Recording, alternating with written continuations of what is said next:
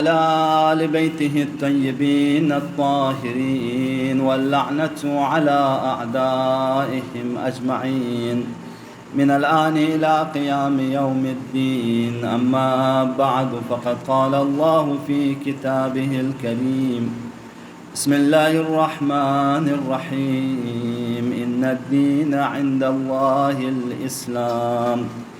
صدق الله العلي العظيم وصدق رسوله النبي الكريم. صلى الله على محمد وعلى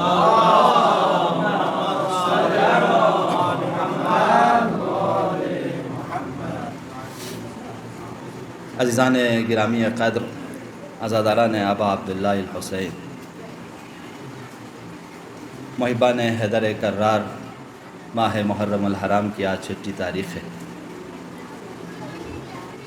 ایام محرم کا پہلا عشرہ اختتام پذیر ہونے کو ہے۔ الحمدللہ ہم اور آپ مسلسل اس عزا خانے سے، اس فرش عزا پر آ کر ابا عبداللہ الحسین کا میسیج، کربلا والوں کا پیام ایک دوسرے کو سنا رہے ہیں۔ اس کا مقصد یہ ہے، چونکہ کربلا والوں کے پیام میں زندگی ہے، کربلا والوں کے مشن میں ہماری حیات ہے۔ ہم اور آپ مسلسل اس عنوان پر گفتگو کر رہے تھے کہ اسلام کے بنیادی عقائد کیا ہیں، وہ کون سے اصول ہیں، وہ کون سے عقائد ہیں جس کے بنا پر ہم اور آپ مسلمان بنتے ہیں۔ اس لیے کہ رہبر معظم انقلاب نے اپنی ماہ محرم کے ایام کے سلسلے میں جو انہوں نے نشست رکھی، اس نشست میں انہوں نے فرمایا کہ یہ دور وہ دور ہے جس میں لازم ہے کہ مبلغان اسلام نہضت تبیین پر توجہ دیں۔ نہضت تبیین سے مراد کیا ہے؟ نہضت تبیین سے مراد یہ ہے کہ اب پوری دنیا کو معلوم ہے کہ عزاداری کیا ہے، شیعہ کون ہے، مسلمان کون ہے۔ مسلمان کوئی قوم ہے، مسلمان ایک مذہب کے پیروکاروں کا نام ہے، یہ پوری دنیا کو پتہ ہے، لیکن ان کی کیا آئیڈیالوجی ہے، ان کے کیا عقائد ہے، ان کے کیا افکار ہیں، اس کو جاننا اور اس کو پہچانوانا ہماری ذمہ داری ہے۔ اصول کو پہچانوانا، لوگوں کو ہمارے عقائد، ہم توحید کو کیوں مانتے ہیں، ہم رسالت پر ایمان کیوں رکھتے ہیں، ہم قیامت کو کیوں مانتے ہیں، ہم عزاداری کو کیوں مانتے ہیں، ہم ولایت کے قائل کیوں ہیں، ہم امامت کو کیوں مانتے ہیں، ہم شفاعت کو کیوں مانتے ہیں، ہم برزخ کو کیوں مانتے ہیں، ہم جنت اور جہنم پر ایمان کیوں رکھتے ہیں۔ یہ وہ عقائد ہیں جس سے دنیا ابھی کوسوں دور ہے۔ اس کو واضح کر کے، اس کو پروف کے ساتھ، دلیل کے ساتھ واضح کرنے کو کہتے ہیں نہضت ترجمہ، نہضت تبیین۔ یعنی ہم اور آپ واضح کریں، بیان کریں۔ قرآن کا ایک ٹائٹل ہے کہ یہ قرآن وہ کتاب ہے جو وضاحت کرتی ہے، جو تبیین کرتی ہے، بیان کرتی ہے، کلیئرفیکیشن کر کے ہم اور آپ کو بتاتی ہے۔ تو اس کا مطلب یہ ہے کہ ہم اور آپ جو عقیدہ رکھتے ہیں، جو افکار رکھتے ہیں، جو آئیڈیالوجی رکھتے ہیں، اس کو صحیح معنوں میں سمجھنے کو کہتے ہیں نہضت تبیین۔ اسی عنوان پر ہم اور آپ نے یہ گفتگو شروع کیا تھا کہ آئے ہم مسلمان جو اپنے آپ کو مسلمان کہتے ہیں، شیعہ کہتے ہیں، حسینی کہتے ہیں، تو پھر ان میں اور دوسرے مسلمانوں میں کیا فرق ہے، ان میں اور داعش میں کیا فرق ہے، ان میں اور وہ مسلمان جو لا الہ الا اللہ کا کلمہ پڑھ کر معصوم مظلوم بچوں کے گلا کاٹتے ہیں، ان میں کیا فرق ہے۔ چونکہ آج اسلام کے نام پر دوسرے جعلی ڈپلیکیٹ اسلام بہت وجود میں آئے ہیں، بہت سے علماء کو بنایا گیا، بہت سے ایسے مذہب وجود میں لائے گئے کہ اب کا جوان کنفیوز ہیں، اور ان کو وجود میں لانے کا مقصد بھی یہی ہے کہ آپ کنفیوژن کا شکار ہوں، آپ شک میں پڑ جائیں، اور آپ جب شک میں پڑ جائیں گے، جب آپ کنفیوژن کے شکار ہو جائیں گے تو خود بخود آپ اس چیز سے دور ہو جائیں گے، اور غلط چیز کو چھوڑنے کے بجائے آپ صحیح چیز سے دور ہو جائیں گے۔ خب جب ایسا دور ہے کہ جہاں چاروں طرف سے وبائیں ہیں، بیماریاں ہیں، مختلف اختلافات، مختلف مذاہب، مختلف ایڈیولوجی، دیکھیں ایک چیز ہم اور آپ کو پتہ ہے، ہندو کیا ہے، ہم اور آپ کو معلوم ہے ہندو مذہب کیا ہے، ہندوازم کیا ہے، جینزم کیا ہے، سکھزم کیا ہے، بدھزم کیا ہے، کرسچن کون ہے، یہودی کون ہے، یہ سب ہمارے اور آپ کے لیے واضح ہیں۔ لہٰذا ان کے اور ان کے عقائد، ان کے افکار ہم اور آپ کے لیے جاننا بھی ضروری نہیں ہے، لیکن ایک شخص جو آپ جیسا بن کے آئے، اپنے آپ کو مسلمان کہے، اپنے آپ کو شیعہ کہے، اپنے آپ کو آزادار ابا عبداللہ الحسین کہے، لیکن اس کا عقیدہ منحرف والا عقیدہ ہو، منحرفین کا عقیدہ ہو، اس کا عقیدہ داعشوں والا عقیدہ ہو، تکفیریوں جیسے عقیدے ہو، طالبان جیسے عقیدے ہوں، تو ایسے موقع پہ کنفیوژن کے ہم شکار ہو جائیں گے۔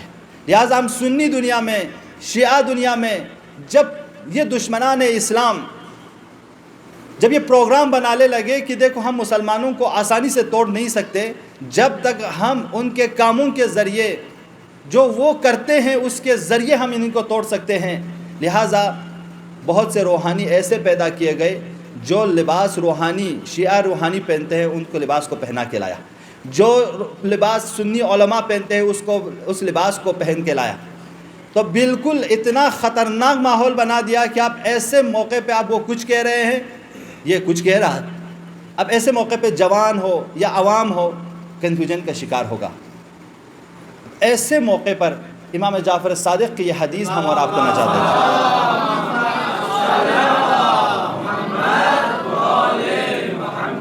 امام جعفر صادق فرماتے ہیں کہ علیکم بالشباب، دیکھو تم اپنے جوانوں کا خیال رکھنا، اس سے پہلے کہ مرجئہ قوم ان کو گمراہ کر دے، تم ہمارے معارف کے ذریعے انہیں ہمارے پاس بلا لینا۔ مرجئہ قوم امام جعفر صادق کے زمانے کا سب سے منحرف قوم تھی، جن کے عقیدے غلط، جن کے افکار غلط۔ لہٰذا امام فرماتے ہیں، دیکھو امام کے زمانے کے شیعوں سے فرماتے ہیں، دیکھو مرجئہ قوم تمہارے جوانوں کے عقائد اور افکار کو خراب کر دیں، تمہاری ذمہ داری ہے کہ اہل بیت کی تعلیمات سے ان کو ہم سے نزدیک کرو۔ آج کے دور میں امام جعفر صادق کے حدیث پر عمل کرنے کی اشد ضرورت ہے، اس لیے کہ آج ویسٹرن فلسفی، ویسٹرن افکار، غربی افکار، ساتھ ساتھ میں مسلمانوں میں موجود منحرف عقیدے رکھنے والے گروہوں سے، طالبان سے، داعش سے، تمام دہشت گرد گروپ سے اپنے جوانوں کو بچاؤ۔ کس کے ذریعے؟ اہل بیت علیہم السلام کے تعلیمات کے ذریعے، معارف امام صادق کے ذریعے، معارف امام حسین علیہ السلام کے ذریعے۔ تو ہم اور آپ اسی لیے تو اس فرش اعضاء پر آتے ہیں کہ ہم اور آپ جانیں کہ اس فرش اعضاء میں مجھے بتایا جائے گا کہ میرا عقیدہ کیا ہے، مجھے بتایا جائے گا کہ میرا افکار مجھے کیسے رکھنی چاہیے۔ تو انہی موضوعات پر گفتگو کرنے کے لیے ہم اور آپ نے اس ٹاپک کو چنا تھا کہ ہم کیسے مسلمان بن سکتے ہیں اور مسلمان ہونے کے لیے کیا شرائط ہے۔ گزشتہ مجالس کا ہم اگر خلاصہ کرتے آئیں تو یہ کہ ہم اور آپ نے بیان کیا کہ ماں باپ نسل کی بنا پر انسان کی، چونکہ ماں باپ مسلمان ہیں اس لیے میں اپنے آپ کو مسلمان کہوں، کوئی اسلام کے معیارات کے مطابق یہ صحیح نہیں ہے۔ اسلام نسل کا نام نہیں ہے، اسلام قوم قبیلے میں آپ پیدا ہوئے اس لیے آپ کہیں کہ چونکہ میں اس قوم میں پیدا ہوا ہوں، مسلمان قوم میں پیدا ہوا ہوں اس لیے میں مسلمان کا، یہ بھی صحیح نہیں ہے۔ کافر آپ مسلمان ہونے کے لیے راستہ کیا ہے؟ خیر مسلمان ہونے کے لیے ایک ہی راستہ ہے، وہ یہ کہ آپ علم حاصل کریں اور اس علم پر عمل کریں۔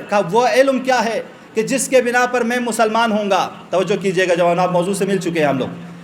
اب ہم اور آپ سوال کریں گے وہ علم کون سا علم ہے جس کے بنا پر میں اپنے آپ کو مسلمان کہہ سکتا ہوں اور اس علم پر عمل کرنے کی بنا پر میں مسلمان باقی رہوں گا؟ وہ علم یہ ہے کہ انسان یہ جانے کہ میرا کوئی خالق ہے، اس پوری کائنات کو وجود میں لانے والا ہے، اور یہ خالق جس نے اس پوری کائنات کو وجود میں لایا وہ علیم ہے، وہ حکیم ہے، کوئی بھی کام بے ہدف بیہودہ انجام نہیں دیتا۔ لہٰذا اگر میں اس دنیا کا حصہ ہوں تو میرا بھی مقصد ہے، میرا بھی مقصد ہے، میری زندگی کا بھی مقصد ہے۔ تو اب اس خدا نے جو عقیدہ ہم اور آپ رکھتی، اس پوری کائنات کا کوئی خالق ہے، اس نے مجھے بنایا اور اس نے اس کائنات کو ایک ہدف کے ساتھ بنایا، تو میں کیسے پہچانوں گا کہ اس کا ہدف کیا ہے؟ توجہ کیا آپ نے کہ میں کیسے پہچانوں کہ اس خالق کائنات نے اس پوری کائنات کو، ستاروں کو، سیاروں کو کیوں بنایا؟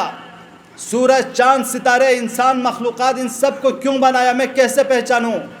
کہا اس کو پہچانوانے کے لیے اس خدا نے ہم اور آپ کو کتاب نازل کی۔ کہا دیکھو میری اس کتاب کو پڑھ کر تم سمجھ سکو گے تمہاری زندگی کا ہدف کیا ہے، تم سمجھ پاؤ گے کہ حلال کیا ہے، حرام کیا ہے۔ اب میں نے گزشتہ تقریر میں عرض کیا تھا کہ اس خدا نے ہمارے اور آپ کے لیے دو طرح کی کتاب نازل کی، ایک کتاب قرآن، دوسری کتاب یہ پوری کائنات۔ کائنات کا ایک ایک شے کلمت اللہ ہے، ہم اور آپ کلمہ الہی۔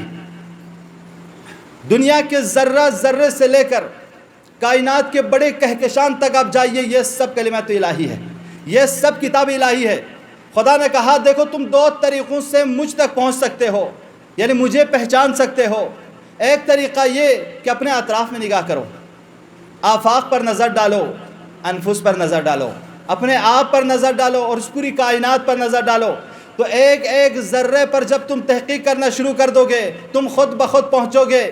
ایک انسان ایک کیڑے کو دیکھ کر خدا تک پہنچے گا، ایک انسان اس ستارے کو دیکھ کر خدا تک پہنچے گا، ایک انسان سیارے کو دیکھ کر خدا تک پہنچے گا۔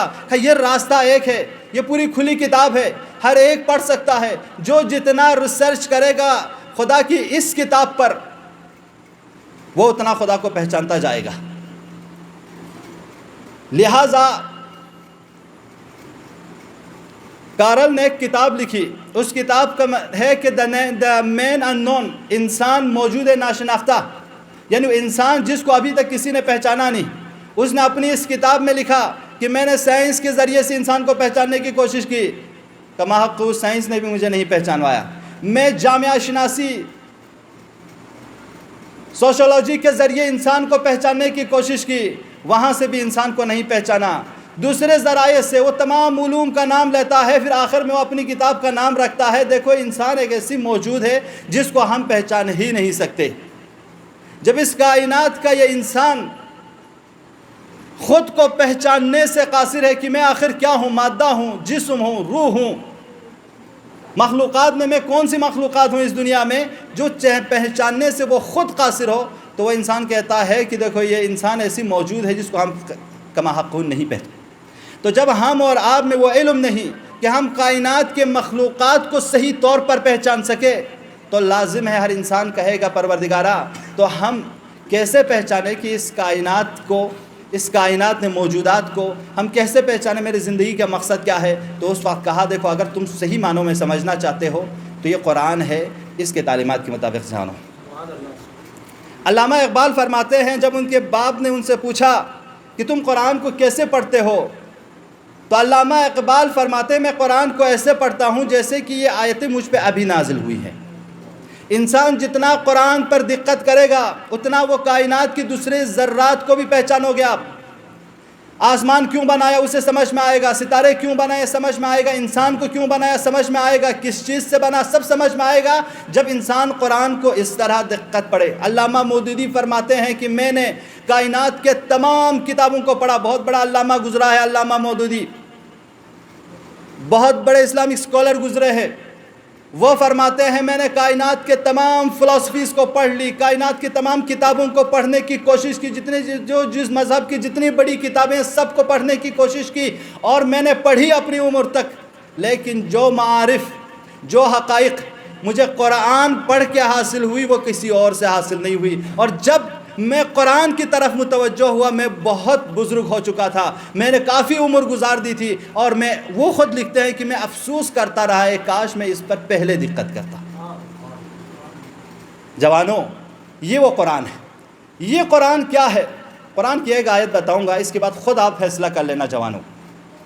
قرآن تمام بنی انسان سے خطاب کر کے فرماتا ہے قرآن کیا کہ یا ایھا الناس قد جاءتکم من ربکم موعظہ، دیکھو تمہاری خدا کی طرف سے موعظہ آ چکی ہے، نصیحت آ چکی ہے۔ نصیحت کیا ہے؟ جو ہم اور آپ کو بیدار کرے، جو ہم اور آپ کو بتائیں کہ حق کیا ہے باطل کیا ہے، جو ہم اور آپ کو بتائیں صحیح کیا ہے غلط کیا ہے، جو ہم آپ کو اخلاقیات بتائیں، ماں باپ کا احترام کیا ہے بتائیں، اپنی ذمہ داری کیا ہے بتائیں، ہم اور آپ کو کیوں بنائے گئے یہ بتائیں۔ موعظہ، نصیحت، کہتے وہ قد جاءتکم من ربکم، تمہارے خدا کی طرف سے تمہارے لیے نصیحت آ چکی ہے۔ یہ ایک وشفاء لما فی الصدور، جو کچھ تمہارے دلوں میں بیماریاں ہیں اس کے لیے شفا بھی آ چکے۔ قرآن ایک معجزہ، دوسری چیز شفا ہے، کس چیز کے لیے؟ دلوں کی بیماری کے لیے۔ دلوں کو دو طرح کی بیماریاں لگتی ہے جوانوں۔ ایک بیماری یہ ہے کہ انسان شک اور شبہے میں مبتلا ہو جاتا ہے۔ دلوں کی بیماری کیا ہے؟ وسوسہ، وسوسے میں پڑ جاتا ہے، انسان مشکوک ہو جاتا ہے، شک میں پڑ جاتا ہے۔ جب انسان شک میں پڑتا ہے تو خدا پہ شک کرتا ہے، قرآن پہ شک کرتا ہے، ائمہ پہ شک کرتا ہے، اپنے اوپر شک کرتا ہے، اور اتنے شک میں مبتلا ہو جاتا ہے پھر وہ انسان سرگرداں ہو جاتا ہے، پریشان ہو جاتا ہے۔ قرآن کہتا ہے دیکھو اس شک کی بیماری سے بچنا چاہتے ہو تو قرآن کو زیادہ پڑھو، قرآن کو پڑھو، تمہیں شک سے نجات ملے گی۔ ایک دوسری بیماری جو دل کو لگتی ہے وہ شہوت کی ہے، لذت پرستی۔ انسان شہوتوں میں غرق ہو جائے، مال کی شہوت، دولت کی شہوت، مقام کی شہوت، کرسی کی شہوت، ہر چیز جو انسان کو حقائق سے دور کرے وہ انسان کے دل سے شروع ہوتا ہے۔ لہٰذا قرآن کیا ہے؟ شفاء لما فی الصدور، جو کچھ تمہارے دلوں میں ہے بیماریاں اس کے لیے شفا ہے۔ اب جوانوں، اگر ہم اور آپ شک اور شبہے میں پڑ جائیں، زیادہ قرآن کا مطالعہ کرو، قرآن کو دقت کرو۔ ہم اور آپ پوش و مقام اور اس طرح کی چھوٹی چھوٹی مادی چیزوں کے درمیان لذت پرستی اور شہوت میں غرق ہو رہے ہیں، گناہوں میں، معصیت میں غرق ہو رہے ہیں، تو فوراً قرآن کی طرف متوجہ ہو جاؤ۔ کیونکہ قرآن خود کہہ رہا ہے میں تجھے نجات دے سکتا ہوں۔ اس کے بعد کہتے وہ ہدن، اور یہ کتاب ہدایت ہے۔ تجھے ہدایت اگر چاہیے تو کہیں اور تلاش مت کرو، قرآن کا مطالعہ کرو۔ اس کے بعد اور ایک ٹائٹل ہے اس قرآن کا کہ وَرَحْمَةٌ لِّلْمُؤْمِنِينَ، اور یہ کتاب ایمان رکھنے والوں کے لیے رحمت ہے۔ قرآن کی اس آیت کی پہلا خطاب ایھا الناس سے ہے، لوگوں سے، او پیپل اور چلڈرن آف آدم، تمام بنی بشر سے خطاب ہے کہ دیکھو تم مجھے پڑھو گے تو تم نجات پاؤ گے، کہ میں تجھے نصیحت دوں گا، تمہارے دلی بیماریوں سے تجھے نجات دوں گا اور تمہیں ہدایت دوں گا، لیکن میں رحمت صرف ان لوگوں کے لیے ہوں جو ان چیزوں پر ایمان رکھیں۔ عجیب ہے عزیزو، رحمت ہے صرف ان لوگوں کے لیے جو قرآن کے ان ٹیچنگز پر، قرآن کی ان تعلیمات پر ایمان لائے، وگرنہ ہمارے اور آپ کے لیے رحمت قرآن نہیں ہے۔ ٹھیک ہے، پوری بشریت کے حساب سے ہم ایز اے انسان، قرآن کا خطاب ہم سے ہے، لیکن قرآن رحمت تبھی ہمارے لیے قرار پا سکتی ہے جب ہم اس قرآن کی تمام تعلیمات پر ایمان رکھیں۔ اب میں ویسے تو دنیا کے 2 ارب مسلمانوں سے پوچھنا چاہیے، لیکن ہم اور آپ جس ملک میں، ہندوستان میں، یہاں 3 کروڑ 40 لاکھ مسلمان زندگی کرتے ہیں۔ اگر ہم اور آپ ایک ایک کنکر جمع کر لیں تو پہاڑ بن جائے، اتنی بڑی طاقت ہے مسلمانوں کے ہندوستان میں۔ لیکن میں آپ سے پوچھنا چاہوں گا جوانوں، اتنی بڑی تعداد میں ہم اور آپ، لیکن ہماری گردنیں دوسروں کے ہاتھ میں ہیں، جہاں چاہے موڑ دیں۔ ہمارے سر جو خدا کے علاوہ کسی کے سامنے نہیں جھکتا تھا، اب وہ غیروں کے سامنے سجدہ زیر ہے۔ ہماری اور آپ کی عزت پر آنکھ کھول کر کوئی اٹھا کر دیکھ نہیں سکتا تھا، ہماری عزت پر ہاتھ نہیں دے سکتا تھا، لیکن آج ہماری عزت پامال ہوتی ہوئی نظر آ رہی ہے، خاک میں ملتی ہوئی نظر آ رہی ہے۔ جہل، نادانی، جہالت، فقیری، مفلسی نے ہم کو گھیر لیا ہے۔ تو یہ کیسے ممکن ہے؟ وہ قرآن جو رحمت بن کر آئی ہے، اس کے ماننے والوں کا یہ حشر کیوں؟ کیا نعوذ باللہ خدا ظالم ہے کہ وہ اپنے ماننے والوں پہ ہی ظلم کر رہا ہے، غیروں کو اپنے ماننے والوں پر حاکم کر رہا ہے؟ ہمارا آپ کا عقیدہ ہے کہ خدا ظالم نہیں ہے۔ تو اگر خدا ظالم بھی نہیں اور قرآن رحمت بھی ہے، اور ہمارے اور آپ کی حالت یہ کہ مفلسی، فقیری اور ہم غلام بن چکے ہیں، تو اس میں سوچنا پڑے گا۔ تو صرف ایک ہی جہد باقی رہ جاتا ہے، وہ یہ کہ جو مسلمان ہونے کا ہم اور آپ دعویٰ کر رہے ہیں کہیں اس میں غلطی تو نہیں ہے۔ اس لیے کہ یہ قرآن آیا ہے ہم اور آپ کو عزت دینے، ہدایت دینے، سربلندی دینے، ہم اور آپ کو بتانے دیکھو تم اس کائنات پر کس طرح حکومت کر سکتے ہو۔ آج ہماری یہ حالت کی ناگفتگی ہے، لہٰذا ان پہ ہم اور آپ کو تھوڑا سوچنا ہے عزیزو۔ جب تک ہم ان پر نہیں سوچیں گے تو ہم اپنے آپ کو بدل نہیں سکتے۔ ان اللہ لا یغیر ما بقوم حتی یغیر ما بانفسہم، خدا نے آج تک اس قوم کی حالت نہیں بدلی، نہ ہو جس کو خیال اپنی حالت کے بدلنے کا۔ جب تک ہم خود کو نہیں بدلنا چاہیں گے دنیا کی کوئی طاقت ہم کو بدل نہیں سکتا۔ یہ قرآن جو ہم اور آپ کو ہدایت، رحمت، اور یہ قرآن ہمارے آپ کی سعادت کے لیے آیا ہے، ہم اور آپ کو بتانے کے لیے تو تمہاری دنیاوی زندگی کیا ہے، اخروی زندگی کیا ہے، تم معاملات مجھ سے پوچھو، حلال حرام کے داستان مجھ سے پوچھو، صحیح کیا ہے غلط کیا ہے مجھ سے پوچھو۔ آج ہم مسلمان اس قرآن کو کہاں استعمال کر رہے ہیں؟ ہم جن بھوت بھگانے کے لیے قرآن کو استعمال کر رہے ہیں، یا ہم اس قرآن کے ساتھ اتنا بڑا ظلم کر رہے ہیں کہ اس قرآن کو تخشن کے زینت بنا کر رکھ دیا ہے، اس کو چھوتے تک نہیں ہے۔ میں آپ جوانوں کے لیے 2-3 مثالیں دے دوں گا، اگر یہی مثالیں ہمارا آپ کی اس دنیا میں عادی پیش آ جائیں تو ہم اور آپ ان مثالوں پر کیا ری ایکشن دیں گے؟ ایک ڈاکٹر نے آپ کو نسخہ لکھ دی، کہا جاؤ آپ اگر پیٹ میں درد ہے، سر میں درد ہے، اس نسخے پر عمل کرو۔ آپ آئے اور آنے کے بعد اس نسخے کو کپڑے میں لپیٹا، گلے میں باندھ دیا اور ہاتھ پہ رکھ دیا، تو آپ اس انسان سے کیا کہو گے؟ آپ کہیں گے نا اسے پاگل خانہ بھیج دو۔ بھئی ڈاکٹر نے جو نسخہ دیا تھا وہ اس لیے نہیں دیا تھا کہ تم اس کو گلے میں باندھ دو یا ہاتھ میں چپکا دو۔ ڈاکٹر نے اس نسخے کو تجھے اس لیے دیا ہے کہ تم جا کر اس نسخے کے مطابق دوا لے لو اور اپنا علاج کرو۔ عزیزو، جب ہم اور آپ اس شخص سے کہہ رہے ہیں کہ یہ پاگل پن ہے تمہارا کہ ڈاکٹر کے نسخے کے ساتھ تمہارا یہ رفتار، لیکن افسوس دنیا میں 2 ارب مسلمان خالق مطلق کی اس کتاب، اس نسخے کے ساتھ یہی رفتار کر رہے ہیں جو اس پاگل شخص نے ڈاکٹر کے نسخے کے ساتھ کیا ہے۔ تو اس کو پاگل کہنے کے لیے آپ تیار ہو، اپنے آپ کو پاگل کہنے کے لیے ہم اور آپ تیار نہیں ہیں۔ آپ بیمار ہو گئے، بیمار ہونے کے بعد آپ کے سر میں درد تھا، پیٹ میں درد تھا، کمر گھٹنوں میں درد ہے، آپ گئے ڈاکٹر کی کتاب بیٹھ کر پڑھنے لگے، اب اس کو پڑھ کے بند کر دیا، کیا آپ ٹھیک ہو جائیں گے؟ آپ کی کمر درد، پاؤں کے درد، سر کے درد ٹھیک ہو جائیں گے؟ صرف ڈاکٹری کی کتاب کو، ڈاکٹر کے نسخے کو پڑھنے کے بعد ٹھیک ہو جائیں گے؟ نہیں نا۔ تو آپ ڈاکٹر کے کہے ہوئے باتوں کو پڑھنے کے بعد سمجھو اور اس پر عمل کرو گے تبھی آپ ٹھیک ہوں گے۔ پروردگار عالم نے ہم اور آپ کے لیے تو یہی کتاب دی کہ ہم اور آپ اسے پڑھیں، اور ہم اور آپ صرف صبح اٹھ کے شام اٹھ کے، جن کو توفیق ہوتی ہے وہ پڑھ لیتے ہیں، اور جن کو توفیق نہیں ہوتی وہ بھی کام نہیں کرتے۔ کتنا بڑا ظلم کر رہے ہیں ہم اور آپ قرآن کے ساتھ جوانوں۔ یہ مثالیں دی جا رہی ہیں صرف قریب کرنے کے لیے۔ آپ کو ایک خط ملا فرینچ زبان میں، کسی ایسی زبان میں جو آپ نہیں جانتے، عربک میں، فارسی میں، ہندی میں، کسی زبان میں، وہ زبان آپ نہیں جانتے، آپ کیا کرتے ہیں؟ فوراً خط کو لے کر اس اہل زبان کے پاس جاتے ہو کہ بھائی مجھے یہ بتاؤ اس خط میں کیا لکھا ہے۔ زیادہ سے زیادہ وہ خط آپ کو جواب دلائے گا، دنیا کے مادی مقصد تک آپ کو پہنچائے گا۔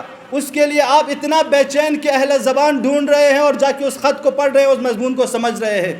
خدا کی طرف سے ہم اور آپ کو بھی ایک خط آیا ہے جوانوں، اس کو پڑھنے کے لیے کتنا بے چین ہے ہم اور آپ؟ کتنے ہمارے ماں باپ بے چین ہے کہ میرا بیٹا اس خط کو پڑھے، کتنے بھائی اتنا بے چین ہے کہ میرا بھائی اس خط کو پڑھے، کتنا دوست اتنا بے چین ہے کہ میرا دوست اس خط کو پڑھے۔ جب تک آپ اور ہم خدا کی اس کتاب کو جو ہمارے اور آپ کی ہدایت کے لیے آئی ہے اس کو نہیں پڑھیں گے تو ہمارے حال ایسے ہی رہے گا، بدلے گا نہیں۔ کیوں؟ اس لیے کہ حضرت محمد سے خدا خطاب ہو کے فرماتا ہے حبیب طٰہ انا انزلنا الیک القرآن، حبیب ہم نے اس قرآن کو تم پر نہیں بھیجا، ما ارسلنا الیک القرآن لتشقی، حبیب ہم نے اس قرآن کو تم پر نہیں بھیجا کہ تم مشقت میں پڑ جاؤ، یہ قرآن تو خیر کا سرچشمہ ہے، شر کا سرچشمہ تو نہیں ہے۔ تو اب ایسے حالات میں جب خود قرآن کہہ رہا ہے کہ دیکھو حبیب جو قرآن تمہارے لیے سعادت لے کے آیا ہے، خیر لے کے آیا ہے، اس میں شر اور برائی کچھ بھی نہیں ہے، تو پھر وہ کتاب جو خیر لے کے آیا ہے، رحمت لے کے آیا ہے، ہدایت لے کے آئی ہے، اس کے ساتھ ہم اور آپ جو اہل کتاب ہے، جسے کہتے ہیں کہ پوری دنیا میں ہم افتخار کے ساتھ کہہ سکتے ہیں ہمارے پاس قرآن ہے، تو یہ قوم ذلیل کیوں ہے، یہ قوم فقر کا شکار کیوں ہے؟ اس کی وجہ اس قرآن کو چھوڑا۔ بنی اسرائیل کے لیے خدا نے کہا کہ لو انہم اقاموا بالتوراۃ والانجیل وما انزل من ربهم لاکلوا من فوقهم ومن تحت ارجلهم، بنی اسرائیل سے کہا کہ اگر بنی اسرائیل کے لوگ تورات پر عمل کرتے، انجیل پر عمل کرتے، خدا کی طرف سے نازل ہونے والی تمام تعلیمات اور کتابوں پر عمل کرتے، تو قرآن کہتا ہے لَأَكَلُوا مِن فَوْقِهِمْ، ان کے لیے آسمان سے بھی رزق برستے، زمین سے بھی رزق اگلتے، لیکن ان لوگوں نے نہیں کیا، ان لوگوں نے تورات پر عمل نہیں کیا، انجیل پر عمل نہیں کیا، خدا کی طرف سے آئی ہوئی کتابوں پر عمل نہیں کیا، کیا ہوا؟ ضُرِبَتْ عَلَيْهِمُ الذِّلَّ وَالْمَسْكَنَةُ، تو خدا نے ان پر ذلت اور محتاجگی لکھ دی۔ اللہ اکبر، خدا خود کہہ رہا ہے جو میں نے کتابیں نازل کی ہے، جس قوم نے بھی اس پر عمل نہیں کیا ان پر میں نے ذلت لکھ دی، فقر لکھ دی، وباءوا بغضب من ربهم، اور ان پر ان کے رب کی طرف سے غضب آ گیا۔ کیوں؟ اس لیے کہ اس لیے کہ کانوا ینکرون بآیات اللہ، یہ سب قرآن کی آیتوں کو جھٹلا رہے تھے، عمل نہیں کر رہے تھے۔ وَيَقْتُلُونَ النَّبِيِّينَ بِغَيْرِ الْحَقِّ، اور خدا کی طرف سے جو میسنجر آئے تھے، جو پیغام لے کر آئے تھے، ان کو قتل کر رہے تھے۔ بنی اسرائیل کے اس دو جرم کے بنا پر خدا نے ان پر ذلت اور محتاجگی لکھ دی۔ عزیزو، کیا ہم اور خدا میں کوئی رشتہ داری ہے کہ ہم اور آپ خدا کی قرآن کو اتنا ذلت، خدا کی قرآن کے ساتھ اتنا ظلم، خدا کی قرآن کے ساتھ اتنا ایسا برخورد جو ہم عادی کتابوں کے ساتھ نہیں کرتے، اس کے بعد ہم یہ تلاش کر رہے ہیں کہ ہمارے لیے عزت ملے، افتخار ملے؟ نہیں ہوگی۔ جب تک ہم قرآن پر عمل نہیں کریں گے تب تک ہم سدھر نہیں سکتے۔ امکان ہے گاؤں گاؤں، شہر شہر یونیورسٹی بن جائیں، ہمارے سارے جوان گریجویٹ ہو جائیں، یہودیوں کی طرح سود کھا کر شاید ہم اور آپ بڑے کروڑ پتی بن جائے، لیکن امت محمدی تب تک نہیں بن سکتے جب تک ہم اور آپ قرآن پر عمل نہیں کریں گے۔ صلوات پڑھ دیں محمد و آل محمد پر۔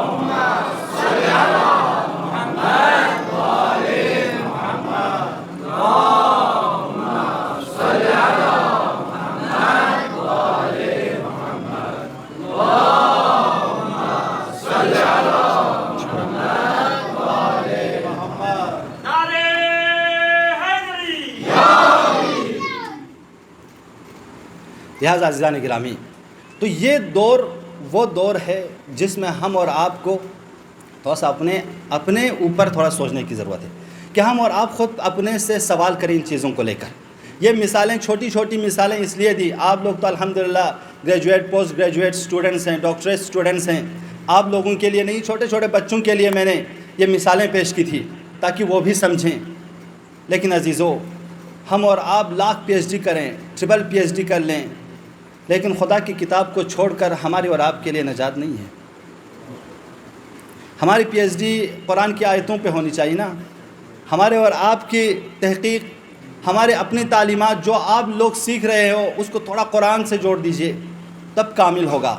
ایک جوان، شیعہ جوان، حسینی جوان اپنے آپ کو یہ وعدہ کر کے جائیں کہ میں جو بھی ریسرچ کر رہا ہوں کسی بھی فیلڈ میں کم سے کم میں اپنی اس فیلڈ کے مطابق قرآن کی کچھ آیتیں، احادیث، روایات کو اس سے جوڑ دوں گا، اور تب تک میں اپنے ریسرچ کو کامل نہیں سمجھوں گا جب تک میرے اس ریسرچ میں پوائنٹ آف قرآن، اسلامک پوائنٹ آف ویو نہ آئے۔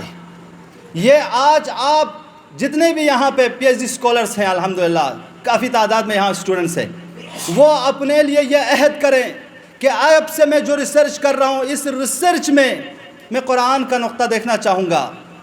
میں دیکھوں گا کہ قرآن جو پوری کائنات کے لیے ہدایت کے لیے آیا ہے میرے چھوٹے سی جزئی پی ایچ ڈی کے تحقیق پہ کیا کہتا ہے. میں یہ دیکھنا چاہوں گا اور اس عہد کے ساتھ آگے بڑھیے. انشاءاللہ دیکھیں گے ہمارے جوان پھر آگے جا کر کیا بنتے ہیں. جب تک ہم اور آپ یہ نہیں کریں گے تب تک ہم اور آپ ہدایت مند نہیں ہوں گے. اور پیغمبر گرامی اسلام کا ہم اور آپ کو لے کر جو پریشانی تھی، بے چینی تھی، خوف تھا، پیغمبر گرامی اسلام نے کلمہ خوف کا استعمال کیا. انی اخاف الیکم استخفاف بالدین. دیکھو میں تم لوگوں کے لیے اس بات پر ڈر رہا ہوں کہ تم دین کو ہلکا جانو، تم پی ایچ ڈی کے ایک تحقیق کے قابل بھی نہ جانو میرے دین کو، قرآن کو.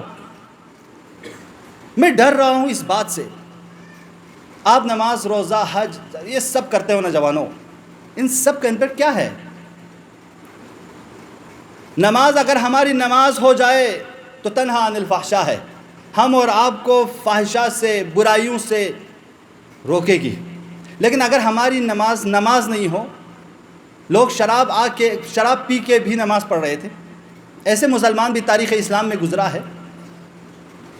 تو یہ عادت نہ بن جائے ہماری اور آپ کی، بلکہ حرکت بن جائے. یہ نماز آپ کو حرکت میں لائے، یہ روزہ آپ کو حرکت میں لائے. یہ عزاداری جتنا ٹائم دے کہ آپ یہاں پہ لائے ہو، لیکن عزاداری میں آنے سے پہلے، فرش اعضاء پہ آنے سے پہلے اور فرش اعضاء پہ آنے کے بعد آپ کی زندگی میں تحول نہ ہو، آپ کے ارادے میں، نیت میں تبدیلی نہ آئے تو کوئی فائدہ نہیں ہے. آپ کیا اپنے آپ کو آپ یقین دلا سکتے ہو کہ میں یہاں پہ آیا ہوں کس لیے؟ صرف تبرک کھا کے جانے کے لیے؟ صرف یہی عزاداری اب عبداللہ الحسین کا ہدف اتنا ہی ہو گیا یا کچھ اور مقصد ہے؟ لہٰذا عزیز جوانوں، جب تک ہم اور آپ دین کی طرف نہیں آئیں گے خطرناک ہے. رسول اللہ فرماتے ہیں انی اخاف علیکم باستخفاف بالدین. میں تم لوگوں کے لیے ڈر رہا ہوں کہ تم دین کو ہلکا لو، دین کو ہلکا مت دینا. جب دین ہلکا پڑ جاتا ہے نا تو نبی کا نواسا وقت کا امام شہید ہو جاتا ہے. دین ہلکا پڑ جاتا ہے نا تو کربلا کا واقعہ پیش ہو جاتا ہے. دین رسم بن جاتا ہے نا تو لوگ ظاہری تو نمازی تھے نا، یزیدی فوج میں کون نمازی نہیں تھے؟ حافظ قرآن بھی تھے، بہت سے لوگ دین کو جانتے تھے، حافظ قرآن تھے، قرآن کو بھی حفظ کیے ہوئے تھے، لیکن عامل قرآن نہیں تھے. وقت کے امام کی معرفت وہ لوگ نہیں رکھتے تھے. دین کو ہلکا لینے کی بنا پر جوانوں علی اکبر شہید ہوئے ہیں، اون محمد شہید ہوئے ہیں، قاسم شہید ہوئے ہیں. اس وقت کے مولا و آقا امام حسین شہادت پر فائز ہوئے دین کو ہلکا لینے کی بنا پر. لہٰذا جب دین ہلکا ہو جائے، دیندار کم ہو جائے، دین ہماری معیشت، ہماری زندگی کے چھوٹی چھوٹی اہداف کے لیے وسیلہ بن جائے، مادی ذریعہ کے لیے ہدف بن جائے، تو اس وقت امام حسین کہتے ہیں انی لا اری الموت الا سعادہ. میں اب ایسے ماحول پہ جہاں بے دین ہے، دین کے نام پر بے دینی پھیل رہی ہے، تو میں سمجھتا ہوں کہ ایسے موقع پر تو موت بہتر ہے زندگی سے. وَالْحَيَاةُ مَعَ الظَّالِمِينَ إِلَّا بَرَمًا. ظالم ہم اور آپ سمجھتے ہیں کسی کو مار دینے سے، خون کرنے سے ہی ظلم ہوتا ہے. خدا کی کہی ہوئی باتوں پر عمل نہ کرنا بھی ظلم ہے، ماں باپ کی نصیحت پر عمل نہ کرنا بھی ظلم ہے، وقت کے امام کو نہ پہچاننا بھی ظلم ہے. ان آزاداریوں میں آ کر ہم اور آپ اپنے ہدف اور مقصد کو آگے تک لے نہ جائیں، یہ بھی ظلم ہے. یہ منبر حسینی کسی کے جوہر دکھانے کی وجہ نہیں ہے، اور یہ فرش اعضاء ابا عبداللہ حسین لوگوں کی ذہنی لذت کو برطرف کرنے کی جگہ ہے. یہاں آپ آئیں صرف لذت لے کے چلا جائے، یہ لذت لینے کی جگہ نہیں ہے، یہ عبرت لینے کی جگہ ہے، یہ درس لینے کی جگہ ہے، فکر لینے کی جگہ ہے، عقیدہ لینے کی جگہ ہے. ممبر حسینی سے کوئی خطابت نہ کریں، کوئی لوگوں کو ولولائے نہیں، جوش نہ دلائیں. ممبر حسینی آپ کی خطابت دیکھنے کی جگہ نہیں ہے، ممبر حسینی فکر حسینی کو پہنچانے کی جگہ ہے، ممبر حسینی افکار ابا عبداللہ کو پہنچانے کی جگہ ہے. لہٰذا خطیب بھی سمجھیں، عزادار بھی سمجھیں کہ میرا مقصد اس عزاداری سے کیا ہے. وگرنہ ہم اور آپ بھی وقت کے امام کے لیے دعا کرتے رہیں، لیکن جب وقت کے امام آئیں تو ہم اور آپ کو پتہ بھی نہ چلے کہ وقت کے امام آئے ہیں اور مجھے پتہ نہیں کہ امام کے ساتھ کہاں رہنا ہے. لہٰذا عزیزو، جب دین ہلکا پڑ جاتا ہے تو کربلا پیش آتا ہے۔ آج ہم اور آپ آئے ہیں کربلا کے اس شہید کو یاد کرنے جو یتیم بھی تھے۔ یتیمی کا کلمہ آتے ہی انسان کے دل میں وہ فیلنگ آتی ہے نا کہ یتیمی احساسات میں کتنا بڑا کلمہ ہے۔ جب انسان یتیم ہو جاتا ہے نا تو کچھ دیر کے لیے خود سوچتا ہے میں کہاں آ چکا ہوں۔ عزیزو، آج مولا حسن کے یتیم کا پرسہ دینے یہاں آئے ہو۔ یہ وہ یتیم ہے جس کی ماں نے 12 سال تک اس فکر میں زندگی کی کہ میرا قاسم بڑا ہوگا، اس کی میں شادی کروں گی۔ ابھی مرثیہ میں بھی ہم اور آپ نے سنا نا،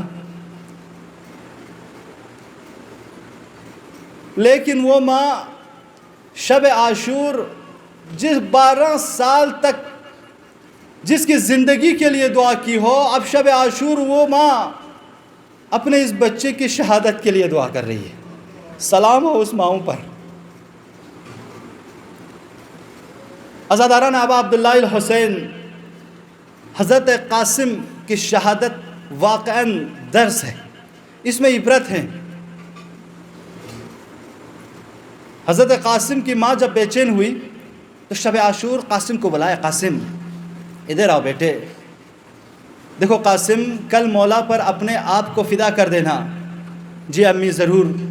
کہا قاسم مجھے اطمینان نہیں ہو رہا ہے، تم جاؤ چچا سے پوچھ لو جا کے آیا کل شہید ہونے والوں میں تمہارا نام ہے یا نہیں۔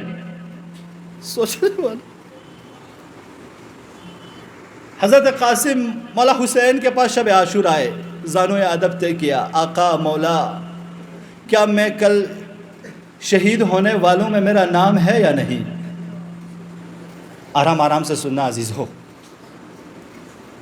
حضرت ابا عبداللہ الحسین قاسم کو اپنے سینے سے لگاتے ہیں، چومتے ہیں، اے قاسم تم تو میرے بھائی کے یادگار ہو، قاسم تم تو میرے بھائی کے نشانی ہو، قاسم کاش تمہارے بابا ہوتے اور آج دیکھتے کہ حسین کس طرح جنگ کر رہا ہے۔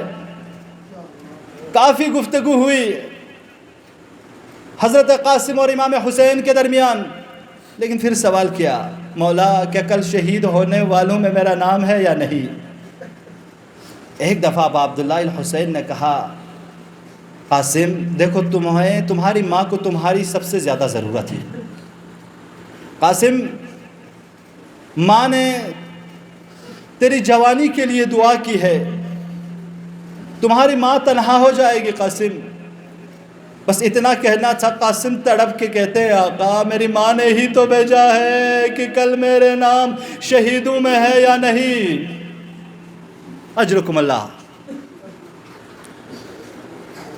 اتنا کہنا تھا، حضرت امام حسین فرماتے ہیں، قاسم دیکھو یاد رکھو کل صرف تم ہی شہید نہیں ہوں گے، تمہارا چھوٹا بھائی علی اصغر بھی شہید ہوگا۔ بس اتنا کہنا تھا، قاسم کو جلال آ گیا، اے میرے آقا و مولا کیا یہ یزیدی لشکر ہمارے خیموں پہ بھی حملہ کرے گا؟ اجرکم اللہ۔ آزاداران ابا عبداللہ، مولا سلامت رکھے، کوئی غم نہ دے سوائے غم ابا عبداللہ الحسین کے۔ اس فرش عزا پر آئے ہو عزیزو، خوش نصیب ہیں آپ۔ ابا عبداللہ الحسین فرماتے ہیں، قاسم تم شہید ہو جائیں گے، فوراً واپس آئے۔ والدہ سے عرض کیا، والدہ کل میں شہید ہونے والوں میں ہوگا، میرا نام شہید ہونے والوں کے لسٹ میں آ گیا ہے۔ عزاداران ابا عبداللہ الحسین، اب روز عاشور آیا ہے، تمام اصحاب و انصار شہادت پر فائز ہو چکے، بنی ہاشم کی باری آئی۔ بنی ہاشم میں بھی علی اکبر اور محمد شہادت پہ پہنچ چکے۔ اب ام فروہ پریشان ہو گئی، اتنی پریشان ہو گئی کہ قاسم سے بات کرنا بھی چھوڑ دیا۔ قاسم تم نے تو کہا تھا کہ کل شہید ہونے والوں میں تیرا نام ہے، لیکن ابھی تک تمہیں اجازت نہیں مل رہی ہے۔ بس اتنا کہنا تھا، قاسم نے بھی اپنے معصومیت سے عرض کیا، والدہ میں کیا کروں، میں کیا کروں، میں بار بار جاتا ہوں، مولا مجھے اجازت نہیں دیتے۔ بس اتنا کہنا تھا۔ حضرت ام فروا کو مولا حسین مولا حسن کی وہ وصیت یاد آ گئی۔ فوراً قاسم سے کہا قاسم اپنے تعویذ تو لے آؤ، کہا اس تعویذ کو لے جا کر مولا حسین کو دے دینا۔ جیسے ہی مولا حسین نے وہ خط دیکھا فوراً اس کو چوم لیا، ارے قاسم کا بوسہ لیا، اپنا ماما قاسم کے سر پہ رکھا، زرہ پہنایا، قاسم کے ہاتھ میں تلوار تھمائی۔ خدا حافظ میرے لال عزیزو، قاسم رن میں آئے ہیں نا، اتنی جنگ کی، ارے بنی ہاشم کے جوان تھے، میمنہ کو میسرہ پر پلٹایا، میسرہ کو قلب لشکر پر پلٹایا، اتنی جنگ کی کہ فوج اشقیاء نے کہا ارے ہم تنہا لڑ نہیں سکتے، سب مل کر حملہ کرو۔ ارے کسی نے تلوار پھینکا، کسی نے تیر، ارے کسی نے خنجر، کسی نے نیزہ۔ جب مولا قاسم شہادت پر فائز ہوئے، ارے زین سے جب زمین کی طرف آئے، آواز دی یا عماد رکنی، میرا چچا میری مدد کو آئیے۔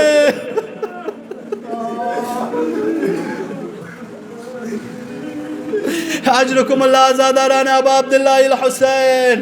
مولا حسین کو جب قاسم کی نصرت کی آواز آئی، مولا حسین ایسے آئے، اس طرح تیز آئے کہ کسی شہید کے لاش پر اتنے تیزی کے ساتھ مولا حسین نہیں آئے ہیں۔ ارے بھائی کے آخری نشانی کے پاس، نشانی محبوب حضرت قاسم کے پاس امام حسین اتنا تیز آئے، جو جب امام حسین کو آتا دیکھا یزیدی لشکر نے کیا سوچا، اب امام حسین حملے کے لیے آئے ہیں۔ اب جب یہ فوج جو جمع ہو کے آئی تھی جب بکھر کر گئی، وہ فوج اس طرف آئی، جو فوج اس طرف گئی، کچھ اس طرف گئی، عزیزوں بیچ میں قاسم کا ننھا سا لاشا اتنا پامال ہو گیا۔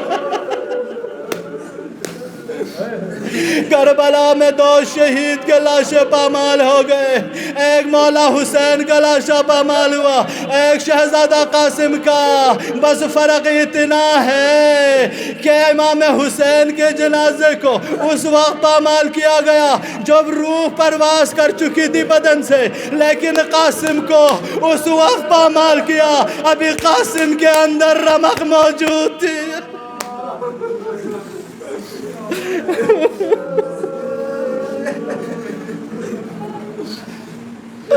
اجرکم اللہ ابا عبداللہ الحسین عزادار کو مولا سلامت جخشین سے امام حسین فقبہ شہزادہ قاسم جنازہ کا لب مقتل نبیس کو نیز مولانا قاسم لاشا حالت غزیت چلا۔ بعض مقاتل ارباب مقاتل الزرد حضرت قاسم لاشا دچک پامال بسیت چلا، مولا حسین ازلن سنت قاسمی پای مبارک بسا کتو گریا۔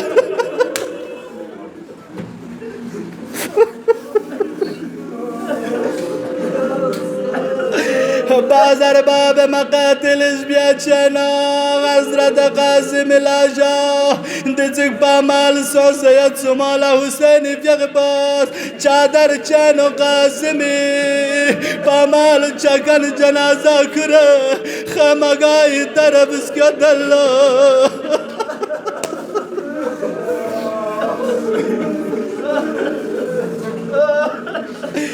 قاسم فقب جنازہ تمام شہداء کن نیم مغال جغلو حضرت ام فروی فقب لا کسل ملد یاری قاسم زیار اللسکو خیمگال تا چانا حضرت ام فروی فقب خیمگان متسلو خیمگاہ کنیت سلدہ حضرت ام فروائی فیغب دوم ملو ید فگر تگت حضرت زینبی فیغب لا حضرت ام فروائی فیغب خیمگاہ ارگب بینو سجدہ سوسن شکرن للہ خدایا یا رنگ قاسم قربانی قبول بزر دعا بالله.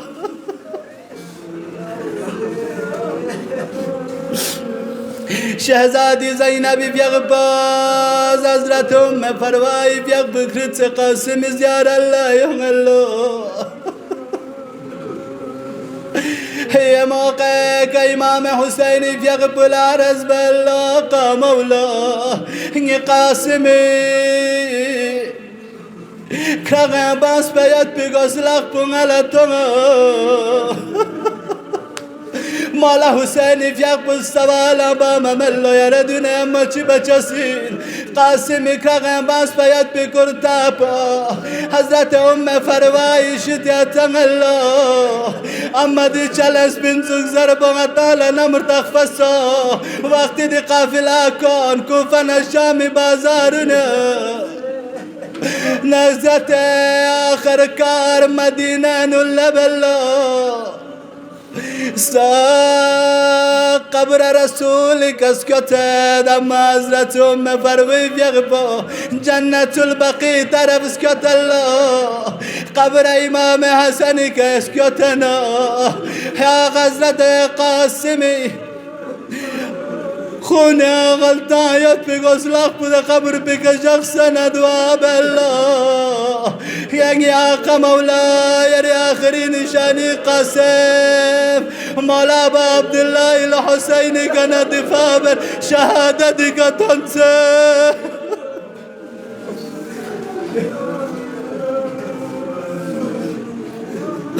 أجركم الله لا لعنة الله على القوم الظالمين إنا لله وإنا إليه راجعون. ماتم حسين.